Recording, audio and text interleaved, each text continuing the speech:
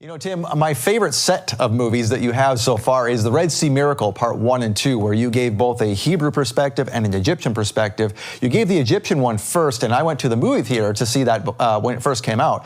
And in Charlotte here, they actually had to open 2 movie theaters because by the time I went to get my ticket, the first theater was sold out, and I had to go to the second one. And during the intermission, everyone was just enthralled talking about the movie. I've never seen people respond to a movie like that.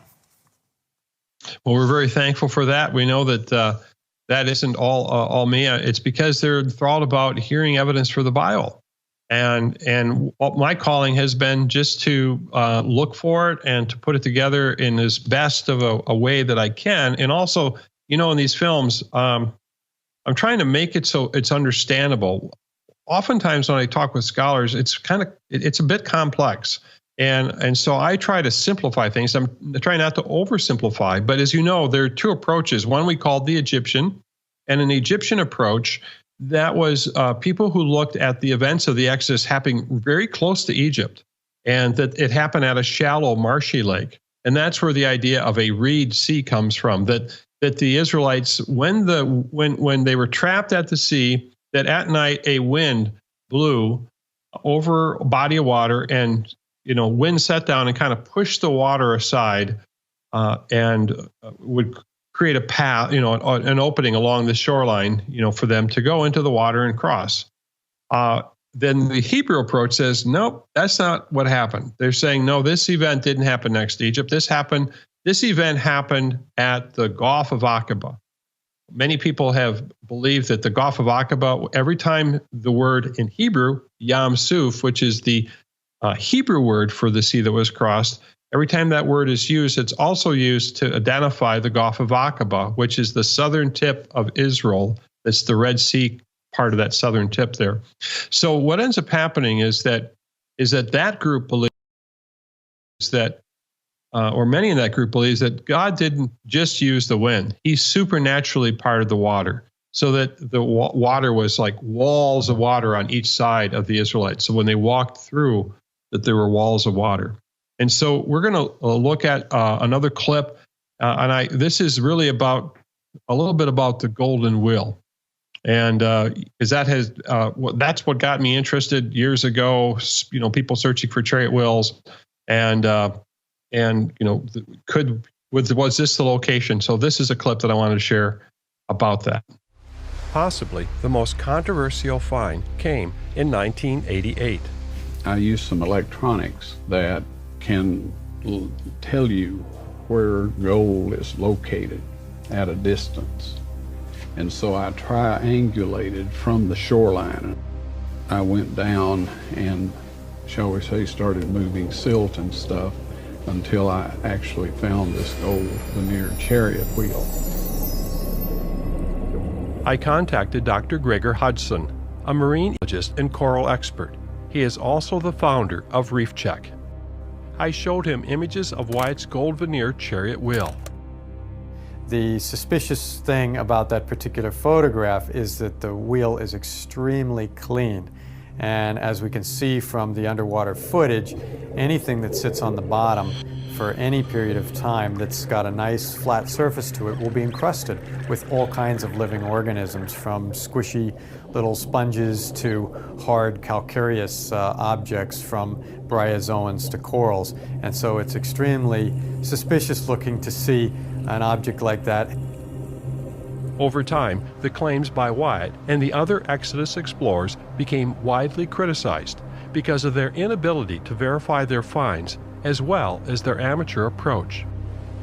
This has caused scholars to dismiss the Gulf of Aqaba as an option for the sea crossing, too far, too deep, and too controversial with its connection to Ron Wyatt. However, Wyatt wasn't the first to suggest a sea crossing at Aqaba, or that Mount Sinai was in Arabia. A century earlier, Charles Beeke, one of England's preeminent geographers, also proposed these areas. But for these radical ideas, he was stripped of his gold medal for his achievements in geography. All these Exodus explorers defended themselves by claiming they were documenting sites that no one would acknowledge had potential connection to the Bible. And in some cases, these sites were off limits, even to archaeologists.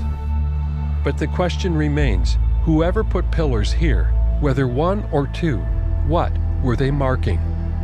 Wyatt's claims divided people. Some believed he was led by God, but there were others who argued he was a fraud just out to make money.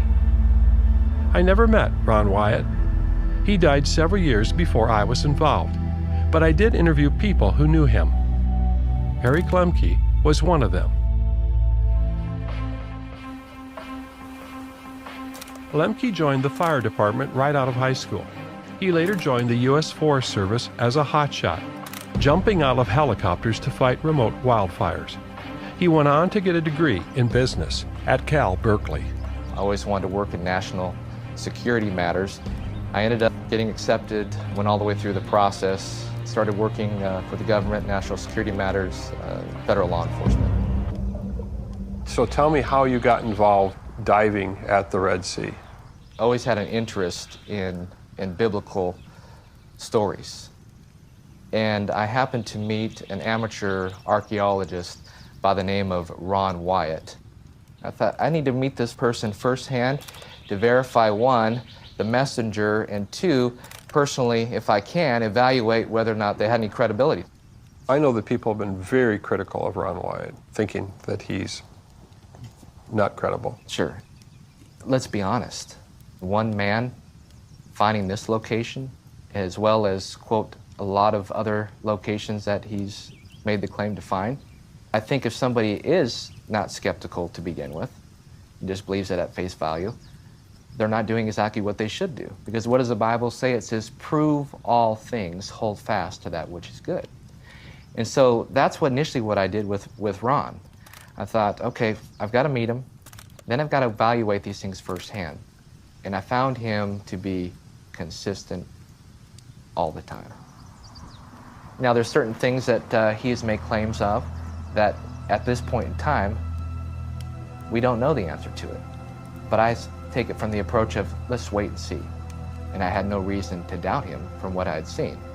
I didn't witness some of the previous chariot wheels that were documented. I didn't see them. But I believe that he found them based upon what I just told you and my experience with him. He was one of a kind. I'd never met anybody else like him.